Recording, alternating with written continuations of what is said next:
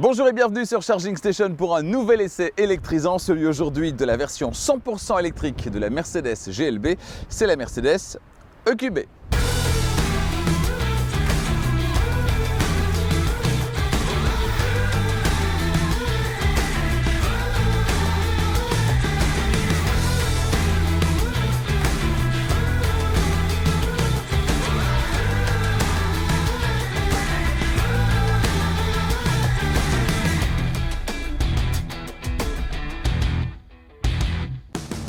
Cet essai vous est proposé par Arval, solution de leasing pour professionnels et particuliers, et Autoscout24, la plus grande plateforme en ligne de voitures neuves et d'occasion en Europe. 2 ans après la sortie de la Mercedes GLB, ça y est, la déclinaison 100% électrique est enfin disponible. C'est cette Mercedes EQB, première premium électrique 7 places, voilà qui peut compter sur le marché, avoir une avance, c'est toujours quelque chose de positif. Espérons qu'elle puisse en tirer parti. Alors elle vient compléter la gamme 100% électrique, la gamme EQ du constructeur allemand qui comporte déjà pas mal de modèles, l'air de rien, les SUV EQC et EQA, également le van, le EQV, et puis les berlines EQS et EQE. Cette dernière sera d'ailleurs à laisser prochainement sur Charging Station avant cet été. Pour toutes les autres, c'est déjà fait. N'hésitez pas à aller visionner ces essais. Mais que vaut cette Mercedes EQB au quotidien? Eh bien, j'en ai pris le volant pendant une semaine et je peux vous dire une fois de plus que toutes les réponses aux questions que vous vous posez se trouvent dans cet essai. Mais avant de démarrer cet essai, comme à chaque fois, je vous invite à vous abonner à Charging Station si ce n'est pas déjà fait et à activer la clochette des notifications pour être prévenu dès qu'une nouvelle vidéo électrisante est disponible. La semaine prochaine, on quitte l'Allemagne, direction la Suède. On ira chez Volvo pour l'essai 100% électrique du Volvo C40, version coupée du Volvo XC40 Recharge, déjà essayé sur Charging Station d'ailleurs. Et là aussi, l'essai est toujours disponible. D'autres essais tout aussi électrisants durant les semaines suivantes. Je vous en reparle tout à l'heure. Extérieurement, par rapport à la Mercedes GLB dont elle dérive, eh bien, il y a des signes distinctifs qui ne trompent pas. Un œil aiguisé repérera à ces signes distinctifs immédiatement cette version 100% électrique de la Mercedes GLB, à savoir les bandeaux LED à l'arrière, ici entre les feux, à l'avant également, la calandre noire Black Panel, signe distinctif là aussi des Mercedes de la gamme EQ. Et puis vous remarquerez que sur cette Mercedes EQB, contrairement à la GLB, eh bien, la plaque minéralogique ne se trouve pas ici, mais bien dans le bouclier. Au niveau des dimensions, cette Mercedes EQB mesure quelques centimètres de plus que la Mercedes GLB dont elle dérive, c'est-à-dire 4,68 m pour sa longueur, 4,69 m même ici en version AMG. Au niveau de la largeur, 1,83 m, ce sera 2,02 m rétroviseur compris. Et puis au niveau de la hauteur, 1,67 m en finition classique, 1,70 m en finition AMG. Et vous, que pensez-vous de l'extérieur de cette Mercedes EQB? Eh bien, dites-le moi dans les commentaires. Parlons technique à présent, la Mercedes EQB est disponible en 3 variantes en Belgique contre 2 seulement en France actuellement, au moment en tout cas de tourner cet essai. Alors la version d'entrée de gamme, c'est la version 250, version 250 et un seul moteur, c'est une traction, moteur donc situé à l'avant qui développe 190 chevaux et propose un couple de 385 Nm. Ensuite, on a la version intermédiaire, c'est celle-ci, version intermédiaire de 304 matic qui, comme son nom l'indique, dispose de 2 moteurs pour proposer une transmission intégrale, le fameux 4MATIC de Mercedes. Le moteur avant est un moteur asynchrone, alors que le moteur arrière est un moteur synchrone à aimant permanent, puissance développée 228 chevaux et un couple de 390 Nm. C'est donc la version de cet essai, celle qui pour l'instant n'est pas présente sur le configurateur en ligne en France. En haut de gamme, on retrouve la version 350 4MATIC, dont les 2 moteurs proposent une puissance cumulée de 292 chevaux et un couple de 520 Nm. Le 0 à 100, il est abattu en 8 secondes sur cette version intermédiaire contre 9,2 secondes sur la version d'entrée de gamme, la version 250 et 6,2 secondes seulement sur la version 350 4MATIC. Alors que vaut cette version intermédiaire au quotidien en termes de plaisir de conduire, de ressenti? J'en ai donc pris le volant pendant une semaine, on en parlera tout à l'heure sur la route. Pour alimenter ces deux moteurs électriques, eh bien, cette Mercedes EQB peut compter sur une batterie d'une capacité de 66,5 kWh. Batterie évidemment située sous le plancher. On sait que c'est l'avantage des voitures électriques. Alors c'est des voitures qui sont lourdes par rapport à une voiture à moteur thermique, mais qui ont un centre de gravité très bas. Et ça, c'est tout bon pour le comportement. Centre de gravité très bas donc, en raison de la présence en position inférieure de la batterie. Alors cette batterie, justement, sur cette voiture, elle doit lui permettre de parcourir sur une seule charge entre 385 et 419 km selon le niveau d'équipement. Sur la version 250, notez que c'est la même batterie, c'est la même batterie sur les trois versions, 250, 300, 350. Sur la version 250, qui donc est moins puissante et dispose d'un seul moteur, et bien très logiquement, avec la même batterie, on va plus loin et l'autonomie WLTP passe là alors de 433 à 469 km selon le niveau d'équipement. Notez, et ça c'est tout bon pour faire baisser la consommation et maximiser l'autonomie également, et bien que la pompe à chaleur est de série sur la Mercedes EQB. Et pour la recharger, cette batterie, ça se passe à l'arrière du côté droit, vous le voyez, avec sous la trappe, et bien un connecteur de type 2 tout d'abord pour la recharge sur le courant alternatif, celui qui circule dans nos rues et dans nos maisons. C'est la recharge du quotidien, comme on l'appelle. Connecteur de type 2 relié à un chargeur embarqué de 11 kW. C'est la norme en 2022, rien à dire. Ça permettra de récupérer 100% de capacité de batterie en 7 à 8 heures à peu près sur une borne dédiée, c'est-à-dire le temps d'une nuit de sommeil ou d'une journée de travail. Alors la recharge sur le courant continu est possible également via le connecteur combo CCS, c'est-à-dire la somme des deux connecteurs. Là vous avez accès donc à la recharge super accélérée. Enfin super accélérée, pas trop avec cette Mercedes EQB. Pourquoi? Eh bien parce que la puissance de recharge maximale acceptée sur le courant continu, c'est seulement 100 kW. Certaines font beaucoup mieux, 125, 150, voire même au-delà, chez Tesla par exemple. Cela dit, compte tenu de la relativement petite taille de la batterie dans cette voiture, 66,5 kWh, eh bien au niveau du temps de recharge, ça n'a pas changé grand-chose. Comptez à peu près une trentaine de minutes, 32 minutes pour récupérer 80% de capacité de batterie sur le courant continu avec cette voiture. Concernant la capacité de chargement, on l'a vu à l'avant, pas de frunk, pas de coffre à l'avant, il faut donc se contenter de l'espace de chargement disponible ici à l'arrière. On a la chance d'être en présence d'une configuration 7 places, les 7 places c'est optionnel, à la base c'est une 5 places. Ici donc on a la version 7 places et qu'est-ce qu'on constate? Eh bien qu'une fois qu'on a déployé tous les sièges, eh bien il ne reste pas grand chose en volume de chargement et c'est bien normal évidemment, la voiture mesure 4,68 m, 69 sur cette version AMG, il reste donc 130 litres de volume de chargement seulement en configuration 7 places. En configuration 5 places, qu'est-ce que ça donne? Eh bien si je rabats les deux sièges des 6e et 7e places, je me retrouve avec normalement 495 litres, sauf que comme les sièges ils sont repliés, ils prennent de la place, 495 litres, c'est si vous ne prenez pas l'option 7 places. Ici avec l'option 7 places et les sièges rabattus, eh bien on a 30 litres de moins, 465 litres. Alors si on rabat encore une rangée supplémentaire en version 40-20-40, banquette arrière fractionnable donc, eh bien là on obtient finalement 1620 litres de volume de chargement sur cette version, puisque c'est la version 7 places, 1710 litres sur la version 5 places, donc sans les options 6e et 7e siège. En matière d'équipement, qu'est-ce qu'on va retrouver dans cette voiture à l'arrière? Eh bien, deux petits crochets ici. On a également ici sous le plancher eh bien, un petit espace de chargement pour mettre par exemple les câbles de recharge. C'est toujours bien pratique et c'est sympa de l'avoir conservé.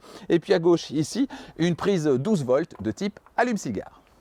Avant de vous faire découvrir l'intérieur et le tableau de bord de cette Mercedes EQB, eh bien me voici installé sur la banquette arrière, y est-on bien installé. Alors 1,90 m, le siège il est réglé comme pour moi, le siège avant, 1,90 m du coup à l'arrière, est-ce que ça passe? Eh bien oui, ça passe très largement, vous le voyez, j'ai un petit peu plus d'un doigt entre mes genoux et le siège avant, donc de ce côté-là, pas de problème. Au niveau de l'assise, elle est un peu basse et le plancher un peu haut, donc j'ai les genoux qui remontent pas mal et donc j'ai les cuisses qui ne reposent pas vraiment sur la banquette arrière, mais bon, on est dans une situation un petit peu extrême, siège avant réglé comme pour moi 1,90 m et moi 1,90 m assis derrière moi, ça n'arrivera sans doute pas tous les jours. Au niveau de la hauteur par contre, là c'est un petit peu plus limité, si je me mets parfaitement droit, eh bien j'ai les cheveux qui touchent le pavillon de cette voiture. En matière d'équipement, on a une petite prise USB-C à l'arrière, c'est un petit peu chiche, une petite prise USB-C et un petit vide-poche ici en dessous des deux aérateurs, voilà, je trouve ça un petit peu dommage. Pour le reste évidemment les vitres sont électriques. électrique. On a des petits filets ici au dossier des sièges avant. Et puis, question modularité, eh bien, la banquette ici peut coulisser sur 14 cm. Et ça, c'est pas mal, notamment pour donner plus de place aux 6e et 7e places. On peut, avec ici, voilà, la petite manette ici en dessous, et bien faire avancer alors la partie 40 et la partie 20 qui se trouve à côté de moi, et puis l'autre partie 40 de l'autre côté, la place passager dispose elle aussi d'une petite manette pour avancer cette partie-là, donc de 14 cm.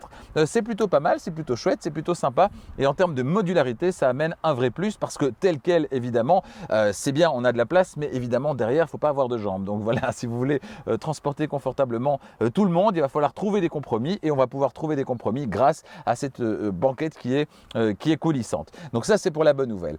Autre chose, eh bien, c'est évidemment, je le dis à chaque fois, mais à l'arrière qu'on profite le mieux du double toit ici. La partie arrière étant fixe, la partie avant étant coulissante. Donc on a un vrai toit ouvrant dans cette voiture, et ça aussi, c'est très très agréable. On passe à l'avant? Allez, c'est parti. Pas de surprise, quand vous vous installez à bord de l'EQB de Mercedes, on est en terrain connu. Le double écran de l'interface MBUX, la console centrale avec son couvercle coulissant, le volant avec les deux petites zones tactiles, les deux petits carrés noirs qui commandent les deux écrans, et puis globalement ce tableau de bord, cet intérieur ici en finition AMG, c'est bien construit, c'est plutôt flatteur au regard, et en tout cas c'est très très homogène. On est dans une Mercedes de 2022, c'est-à-dire une Mercedes qui mélange subtilement à la fois une certaine tradition de la marque et puis de la modernité. Pour moi qui suis fan des intérieurs Mercedes récents et surtout de l'interface MBUX, c'est une réussite. Et ce, même si je ne suis pas trop adepte de l'intérieur AMG avec ses surpiqûres rouges, mais ça, chacun choisira en fonction de ses goûts. Et même s'il y a évidemment trop de piano black à mon goût, ce fameux plastique brillant qu'on retrouve ici autour des aérateurs, ici également sur la console centrale, je trouve que ça fait un peu trop de piano black, certainement pour une marque premium. Avant de vous parler du système d'infodivertissement de l'interface MBUX de Mercedes, eh bien, je vais vous parler de cet intérieur globalement, vous détailler l'intérieur de cette voiture pour que vous puissiez avoir une vision la plus précise possible de cette voiture et de son intérieur si vous envisagez peut-être de l'acquérir. Alors, au niveau de la portière conducteur, en partie haute, on a la commande électrique du siège conducteur avec 3 mémoires et le bouton d'activation des sièges chauffants.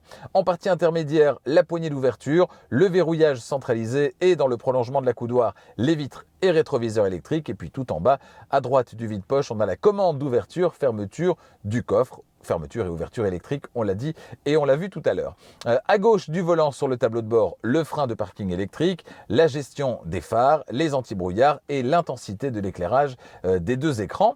Au niveau du volant, à gauche, la gestion des aides à la conduite et la gestion de l'affichage sur l'écran instrument. Et puis à droite, la gestion de l'écran d'infodivertissement, la commande vocale, la gestion du volume avec la fonction mute, la gestion des appels et la touche étoile personnalisable. Derrière le volant, des palettes, on y reviendra sur la route tout à l'heure. Ensuite, les commodos, à gauche, appel de phare et essuie-glace, et à droite, c'est le sélecteur de vitesse.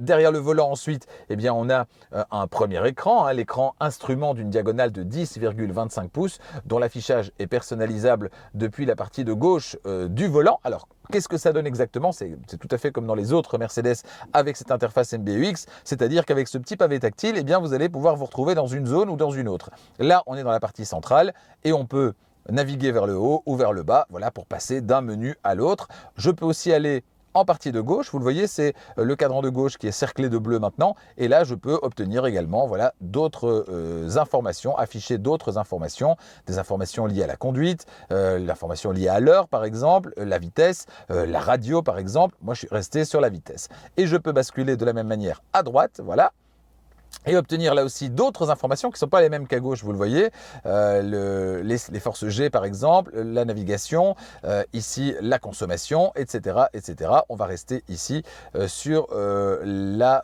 fonction électrique, voilà, avec la distribution de la puissance. Voilà, donc vous pouvez vraiment customiser l'ensemble de la dalle, l'ensemble de cet écran de 10,25 pouces, partie de gauche, partie centrale, partie de droite avec ce petit carré ici qu'on va retrouver sur le volant. Donc ça, c'est vraiment très agréable. Ensuite, on a quoi? On a l'affichage tête haute qui se découpe en 3 zones dans cette voiture, chacune permettant d'afficher là aussi certaines informations spécifiques, et ça va se dérouler ici sous la touche maison. Sous la touche maison, on va avoir la possibilité d'avoir un accès direct ici, voilà, à différents menus, et notamment menu radio, médias, trajet, navigation, etc., mais également le menu design et affichage. Et via la petite maison, si je vais en partie supérieure, on voit que c'est affichage tête haute. Voilà, un petit clic et je vais pouvoir à ce moment-là customiser la partie que vous ne voyez pas, mais donc l'affichage tête haute avec ces 3 zones, zone à gauche, zone centrale, zone à droite, avec chaque fois des informations supplémentaires. On peut désactiver aussi l'affichage tête haute et bien sûr régler le niveau de l'affichage plus haut, plus bas, à gauche, à droite, etc. Donc tout ça via ces 2 petits pavés. Donc c'est quand même très intuitif, très pratique à utiliser. Autant on peut être moyennement fan des touches tactiles qu'on va retrouver chez Volkswagen, dans tout le groupe Volkswagen, au niveau des volants, avec ces touches sensitives à retour haptique. Autant ici, franchement, ça fonctionne hyper bien et c'est relativement précis et donc très facile à utiliser. Donc voilà pour l'écran instrument. On l'a dit, donc l'affichage tête haute personnalisable. Le deuxième écran, on va y revenir dans un instant, c'est l'écran d'infodivertissement qui mesure lui aussi 10,25 pouces de diamètre. Alors, sous l'écran d'infodivertissement et les 2 aérateurs turbines, les 3 aérateurs turbines, on va retrouver une rangée de boutons physiques comprenant de gauche à droite le réglage de la température pour le conducteur, le menu chauffage et climatisation, la puissance de la soufflerie, la touche auto, donc pour la climatisation, le désembuage à l'avant, les feux de détresse, le désembuage à l'arrière, le recyclage d'air intérieur, la fonction de climatisation, ainsi que le réglage de la climatisation stationnaire et le réglage de température pour le passager. La console centrale ensuite avec sous le volet roulant la zone de recharge par induction. Alors zone de recharge par induction que vous allez retrouver là-bas au fond, 2 porte-gobelets et puis vous le voyez entre les deux il y a ici une prise USB-C, que vous pouvez connecter pour notamment avoir accès à Apple CarPlay et Android Auto qui ne sont donc pas sans fil malheureusement. Ici derrière on va retrouver ce pad de commande de l'écran d'infodivertissement entouré des commandes de mode de conduite, de l'appel du menu caméra et l'aide au stationnement, le menu voiture, la touche personnalisable étoile et à droite le volume, accessible donc aussi pour le passager, l'accès direct au menu navigation, radio et téléphone. Sous la coudoir centrale, on va retrouver une zone de rangement dans laquelle se cachent 2 prises USB-C supplémentaires et ça c'est toujours bien pratique. Notez que concernant le petit pad qu'on va retrouver ici, on a cet appui qu'on va retrouver ici, sur lequel on va pouvoir déposer la main et avoir du coup une manière de commander la chose qui est très précise, parce qu'on a la main, le poignet qui est vraiment bien posé sur ce petit appui, ce qui fait que le pavé finalement il va être facilement utilisable, ce qui aurait été moins le cas si on avait dû garder la main en l'air, ça aurait été nettement plus aléatoire. Ici ce n'est pas le cas. Voilà pour la description relativement complète donc de l'intérieur de cette Mercedes EQB. Je vous le disais, on est quelque part en terrain connu ici, il n'y a pas de surprise. Si vous êtes allé dans une EQA par exemple, si vous êtes allé dans d'autres voitures de Mercedes récentes, c'est toujours cette interface MBUX qui est très réussie et donc il n'y a pas vraiment de surprise. D'un modèle à l'autre, c'est peut-être ce que certains pourraient reprocher, c'est d'avoir justement un manque d'identification d'un modèle en particulier, parce que tous les intérieurs, c'est vrai, chez Mercedes, ont tendance quand même à se ressembler. Alors avant de prendre la route, quelques mots à propos du système d'infodivertissement. On connaît l'interface MBUX de Mercedes, donc on ne va pas trop détailler non plus. Donc description rapide de ce qu'on y retrouve. Donc par défaut, quand on appuie sur la petite maison, on va se retrouver ici avec un menu qu'on peut faire basculer de manière horizontale, voilà, pour avoir accès aux différents sous-menus. On a également des accès directs, vous le voyez ici systématiquement en dessous. Au niveau de la partie supérieure, on a des choses qui sont fixes, notamment le bouton ici pour revenir sur le menu principal. Également ici à droite, vous le voyez, les notifications qui se trouvent ici, une zone de recherche en partie supérieure, on a l'heure ici à droite et puis la possibilité d'avoir des profils accessibles directement ici en haut à gauche. Alors température pour le conducteur, pour le passager, vous le voyez en partie inférieure et puis la partie centrale, donc la partie avec laquelle on va naviguer pour aller vers les différents menus que je ne vais pas vraiment vous détailler, mais donc menu téléphone, je pense que c'est assez clair, menu média également. également navigation, on a la radio, on a le menu confort également. Alors dans cette voiture, alors ça dépend toujours un petit peu chez Mercedes d'une option à l'autre, mais ici en l'occurrence on a la cinétique de siège qui permet au siège de bouger légèrement pour éviter une fatigue sur les longs trajets. Ça c'est pour le confort d'assise, et puis pour l'éclairage d'ambiance on a possibilité de choisir couleur et luminosité. Voilà, c'est un peu les réglages de base qu'on va retrouver ici dans cette Mercedes EQB. Le menu EQ qui est spécifique à cette version 100% électrique évidemment, programmation possible d'une heure de départ pour la recharge et pour la climatisation, également la zone de consommation ici, également les flux d'énergie, c'est là que vous pouvez voir à quel moment le moteur avant travaille, à quel moment le moteur arrière travaille, et vous verrez globalement d'ailleurs c'est la voiture qui va privilégier le moteur arrière. La voiture, le menu voiture ici, on va la laisser arriver, voilà, avec les gaz, les freins, etc. Donc voilà, des menus un petit peu plus spécifiques, notice d'utilisation également. Donc ça c'est pour le menu EQ, les applications Mercedes Me et les réglages plus profonds de la voiture. Vous le voyez, c'est fluide, c'est sympa. Là je le commande de manière tactile. On peut le faire également via la commande vocale, bien sûr, qui fonctionne très bien chez Mercedes. On peut le faire également via le petit pavé qui se trouve entre les sièges, ou encore via la petite touche noire sur la partie de droite du volant. La commande vocale de Mercedes qui est très intuitive. Il ne faut pas apprendre des phrases par cœur chez Mercedes. On peut aussi le faire avec des commandes plus naturelles, j'ai envie de dire, comme par exemple celle-ci. Hey Mercedes. Je vous écoute. J'ai chaud. Ok, j'abaisse la température côté conducteur à 22 degrés.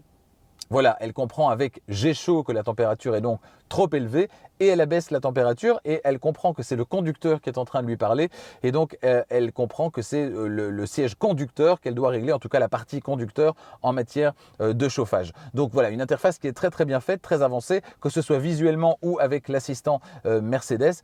Franchement, c'est assez convaincant. C'est l'un des gros points forts en tout cas de Mercedes en ce moment, cette fameuse interface MBUX. On s'installe au volant, pied sur le frein, petite pression sur le bouton Start. On positionne ensuite le sélecteur sur D et c'est parti. D'emblée, on est surpris par la grande vivacité dont l'EQB fait preuve au démarrage. On est bien loin de se douter d'ailleurs qu'elle pèse largement plus de 2 tonnes, entre 2 tonnes 100 et 2 tonnes 200 selon les versions et les équipements. Mais la qualité principale qui s'apprécie le plus dans cette voiture, et c'est exactement ce que j'avais déjà ressenti à bord de l'EQA, sa petite sœur, c'est ce toucher de route très très velouté. Les suspensions sont un régal, et pourtant cet exemplaire d'essai n'est pas équipé des amortisseurs adaptatifs optionnels. On est vraiment sur un petit nuage, les aspérités de la route sont largement gommées, c'est le cas maintenant d'ailleurs, et la combinaison de cet amortissement et du silence de l'électrique donne un résultat qui est assez incroyable en termes de confort de conduite, en tout cas en conduite cool. Et en conduite plus dynamique, qu'est-ce que ça donne avec son profil de boîte à chaussures? Eh bien la réponse dans quelques minutes.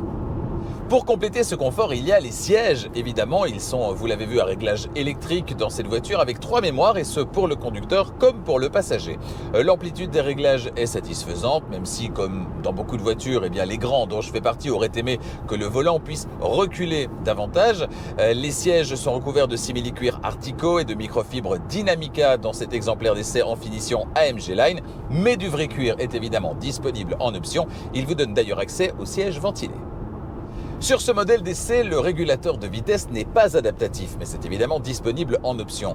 Pour le reste, on a droit à tout l'arsenal habituel avec l'assistant de freinage actif, l'assistant de trajectoire actif, le régulateur donc et le limiteur de vitesse, etc., etc. Tout ça fonctionne globalement très très bien. Concernant le régulateur de vitesse, moi je suis plutôt adepte de la version adaptative, mais je sais que certains n'aiment pas et préfèrent un régulateur de vitesse simple qui ne va pas faire plonger l'avant quand quelqu'un va s'insérer devant vous de manière un petit peu vigoureuse, ce qui à la longue peut être un petit peu pénible. Alors est-ce votre cas? Vous préférez quoi, le régulateur de vitesse simple ou adaptatif? Eh bien dites-le moi dans les commentaires.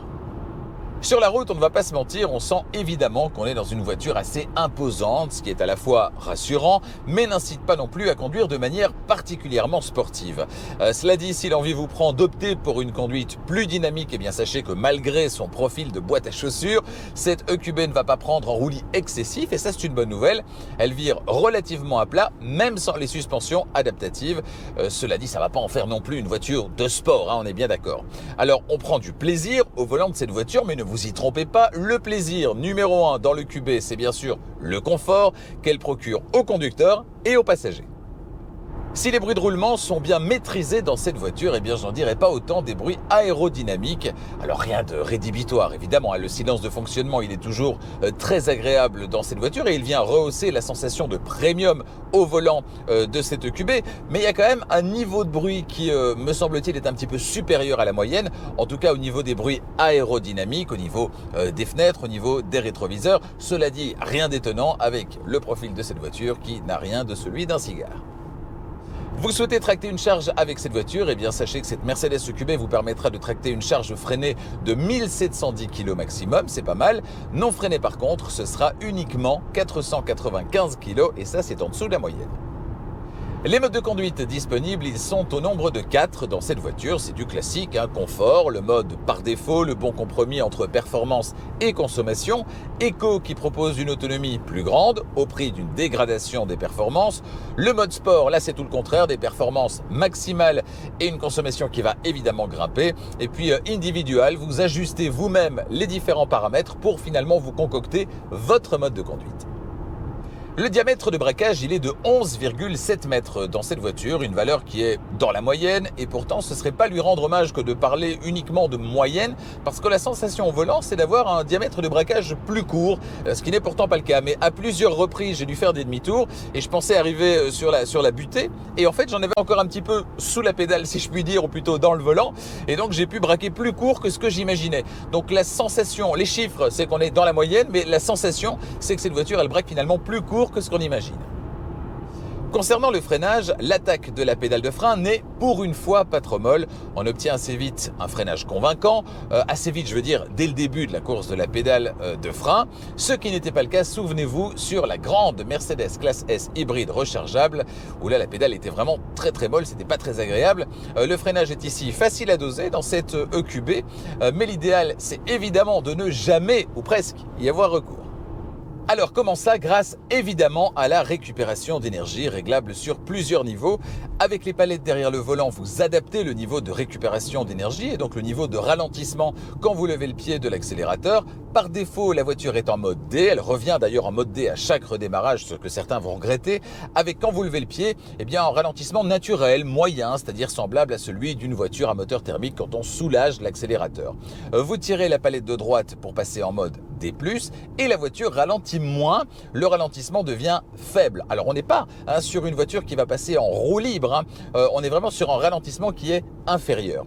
À gauche, c'est le mode D-, avec là un ralentissement, c'est tout le contraire, qui devient important quand vous levez le pied de l'accélérateur et c'est une bonne chose parce qu'avec ce mode activé, eh bien l'utilisation de la pédale de frein elle devient peu fréquente mais ne disparaît pas complètement puisque la voiture en mode D- malheureusement ne va pas jusqu'à l'arrêt complet quand vous levez le pied de l'accélérateur. Pas de one pedal drive, de conduite à une pédale. À partir de 5-6 km/h, la voiture va se stabiliser et va ramper. Vous devrez donc, pour aller jusqu'à l'arrêt complet, eh bien utiliser la pédale de frein. Il existe un quatrième mode, le mode automatique. Vous tirez une des deux palettes vers vous pendant une bonne seconde et là le mode automatique s'enclenche, la voiture va réagir différemment en fonction des conditions de circulation. Vous suivez quelqu'un, vous levez le pied de la pédale d'accélérateur, et bien comme vous suivez quelqu'un, la voiture va évidemment pas chercher à s'en rapprocher, elle va avoir tendance à maintenir sa distance de sécurité et donc à garder ses distances et à ralentir. Vous approchez d'un obstacle, un carrefour, un rond-point, etc. La voiture là aussi va avoir tendance à ralentir parce qu'elle sait que vous approchez d'un obstacle dans la circulation. A contrario, vous êtes sur une nationale, une autoroute, il n'y a personne devant, vous levez le pied, la voiture va partir en roue libre parce qu'il n'y a pas de raison en l'occurrence de ralentir, la vraie roue libre cette fois. Ça c'est le mode automatique, celui qui fonctionne d'ailleurs plutôt bien, qui convient dans 90%, 95% des cas dans la conduite de tous les jours, ce qui est plutôt pas mal. Les phares sont évidemment full LED dans cette voiture avec allumage automatique et possibilité de basculement automatique des feux de route aux feux de croisement. Un réglage qui d'ailleurs reste en mémoire d'un trajet à l'autre et ça c'est plutôt une bonne nouvelle.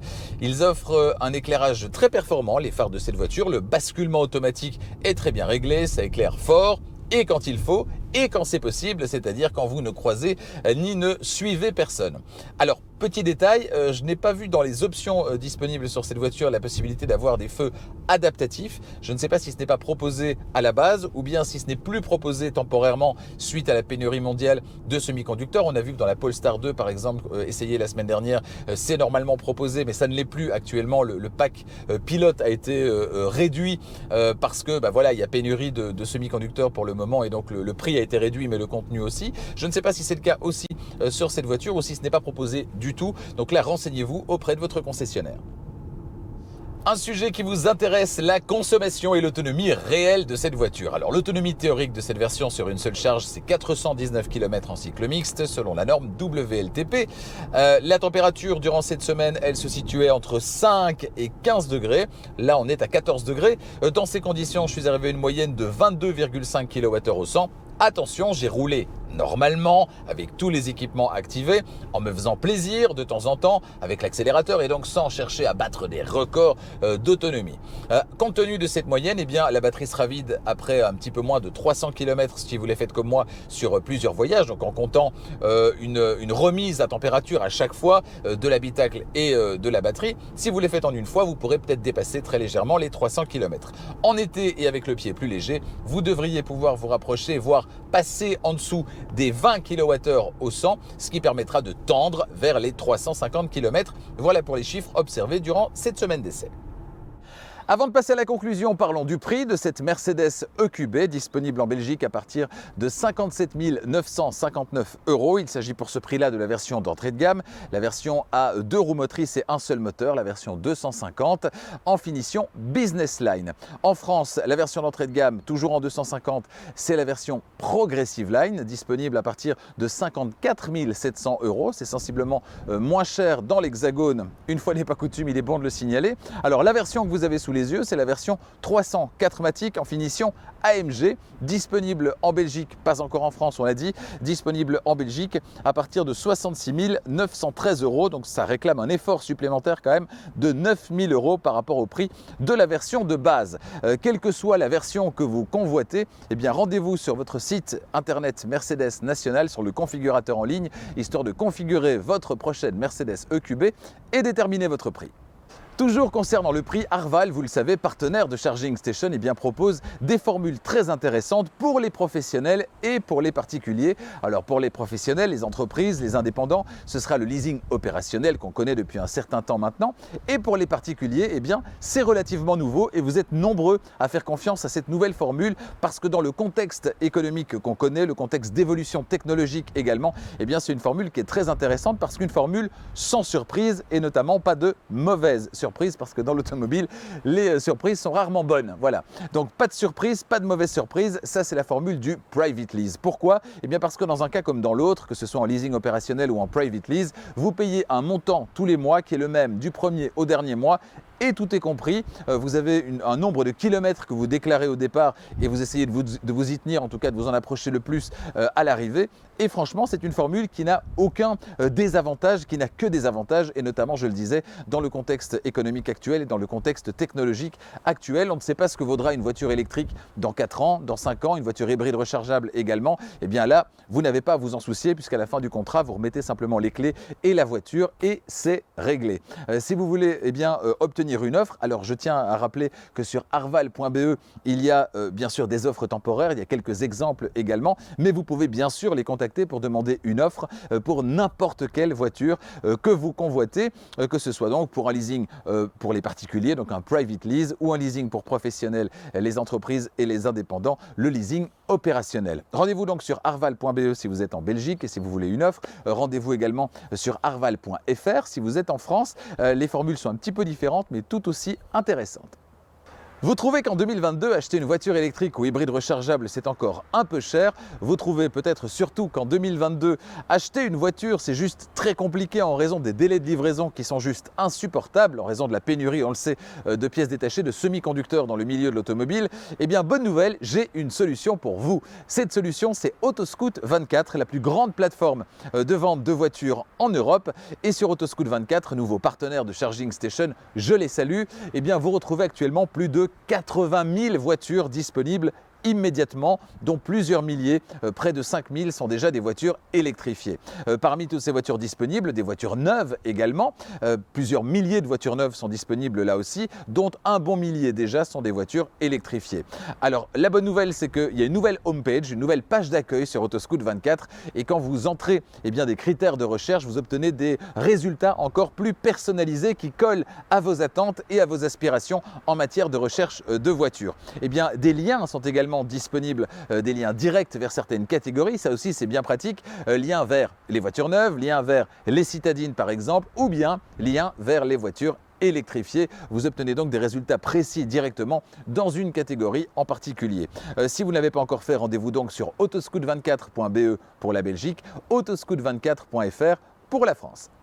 Spacieuse, confortable et disposant d'un intérieur à la hauteur du blason qu'elle arbore sur son capot, cette Mercedes EQB, qui par ailleurs propose un comportement très sain, voire même très joueur et très agréable, est une réussite. Alors j'avais eu l'occasion il y a quelques semaines de passer un petit week-end à la mer avec la version à moteur thermique, donc la Mercedes GLB, et on avait pu déjà profiter en famille des qualités de la Mercedes GLB en termes de présentation à l'intérieur, en termes de confort et en termes d'espace. Ici, avec la version 100% électrique, on est tout simplement 2 crans au-dessus. Pourquoi ?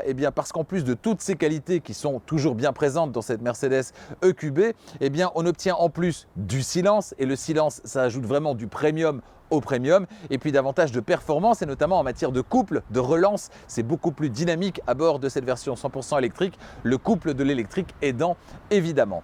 Alors il n'y a pas évidemment de voiture parfaite, cette voiture elle n'est pas parfaite, pas plus que n'importe quelle autre, il y a donc des bémols, j'en donnerai 2 principalement, notamment la puissance de recharge sur le courant continu, 100 kW franchement peut mieux faire, alors même si en raison de la taille de la batterie qui est relativement modeste, on obtient finalement une trentaine de minutes pour une recharge à 80%, ce qui est tout à fait dans la norme, mais si on pouvait accélérer un petit peu cette recharge, aller au-delà de la norme, ce serait vraiment pas mal. Et puis la deuxième chose, c'est que pour une voiture, et c'est un avis très personnel, pour une voiture dans une marque premium, je trouve qu'il y a encore trop de plastique brillant à l'intérieur, ce fameux piano black qui est très à la mode, mais qui moi ne me satisfait pas, ça se griffe assez vite, on voit toutes les traces de doigts, les traces de postillons, etc. Donc c'est vraiment pas très agréable, c'est pas très beau, c'est juste beau quand on sort de chez le concessionnaire. Pour le reste, moi franchement, je peux m'en passer.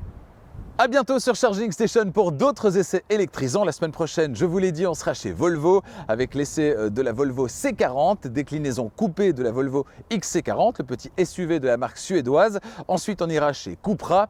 Cupra, c'est-à-dire la branche sportive de Seat, devenue marque à part entière au sein du groupe Volkswagen, avec l'essai de la Cupra Born, déclinaison Cupra et donc haute en couleur de la Volkswagen ID3. On verra ce que ça donne en termes de qualité perçue à l'intérieur. On sait que c'est pas la qualité première de la Volkswagen ID3. On verra ce que ça donne dans cette Cupra Born en espérant être agréablement surpris évidemment. Au niveau du look, en tout cas, elle envoie nettement plus que la Volkswagen ID3 et on verra donc ce que ça donne à l'intérieur si le ramage est à la hauteur du plumage quand on sera au volant de cette voiture. D'autres essais encore durant les semaines suivantes. Chez BMW, la BMW i4, ce sera la version la plus performante. Et puis on ira chez MG par exemple avec dans un autre style le MG Marvel Air qui est très intéressant et surtout relativement abordable.